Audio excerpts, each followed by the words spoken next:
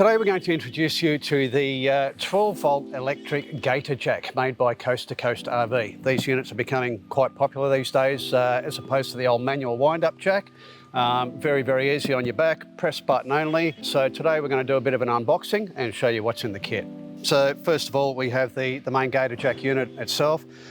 It has two switches on the top here. The first one is your extend and retract switch. The second switch here is simply your on and off for the built-in LED light. We also have on the top an integrated bubble level. Heading further down, we've got the 1.5 metre extension lead with the Anderson plug on the end. And down the bottom here, we also have a drop leg, which comes out to about 700 millimetres.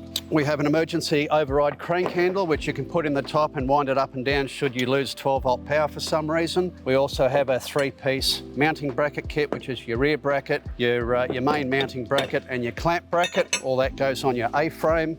We have your bolts, zinc-plated bolts and nuts.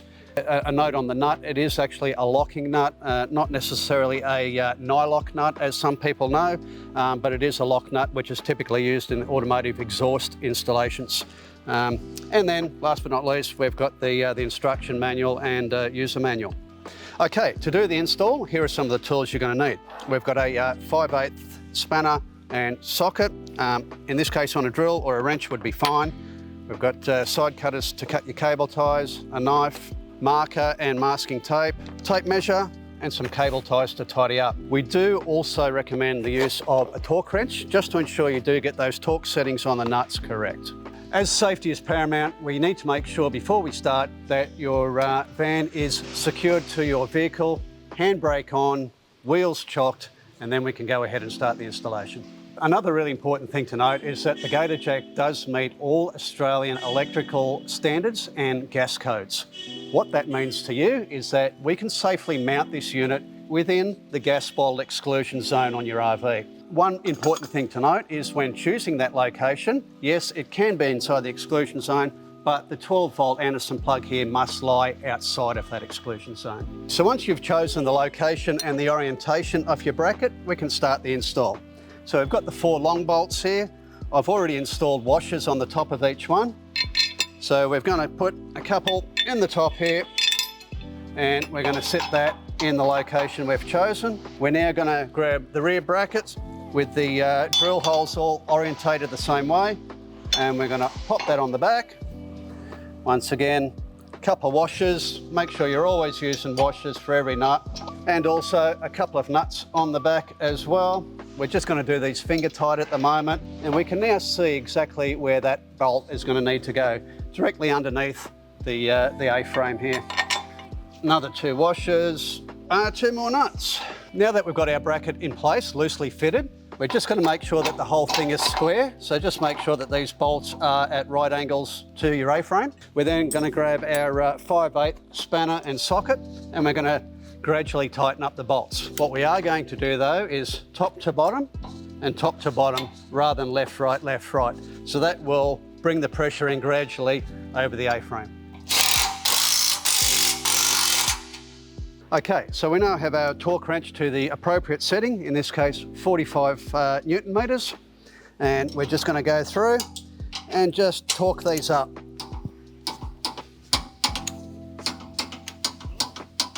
All done. Now the next step of the installation is actually to get the Gator Jack onto the bracket here using the last half. We can either try and lift it up and hold it in place, but if you want to work smarter, not harder, we're actually going to plug it into our power source. So first thing I'm going to do is just grab our side cutters, cut the cable ties.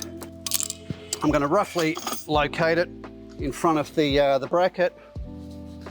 Once again, as we mentioned earlier on, you need to make sure that this connection point is outside of the gas code exclusion zone. Now that we have power to the unit, we're just simply going to use the extend and retract switch to lift it up so that these 2 collars line up with the mounting flange. Now that we have the Gator Jack at the required height, it's simply a matter of moving it into the place, making sure that these top and bottom collars match up with the flange. We're going to grab the last piece of the mounting kit and simply secure that to the front, very much like a jockey wheel. Once again, bolts with washers and nuts with washers on the rear. Before you actually tighten your bracket, you can actually swivel the unit a full 360 degrees, which allows for easy access to the switches, depending which side you want to access it from.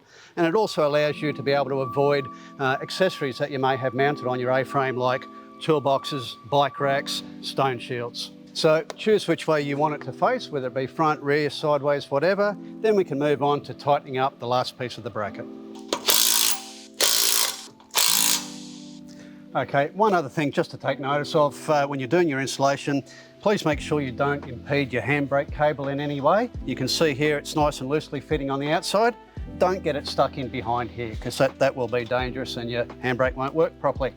And last but not least, just a little bit of housekeeping. It's always important to tidy up a little bit. In this case, I'm going to use a couple of cable ties and cable tie this power lead to the A-frame. Thank you for watching. Please subscribe to see some more great videos that we have coming up in the not too distant future. And to see our full range, head to coastrv.com.au.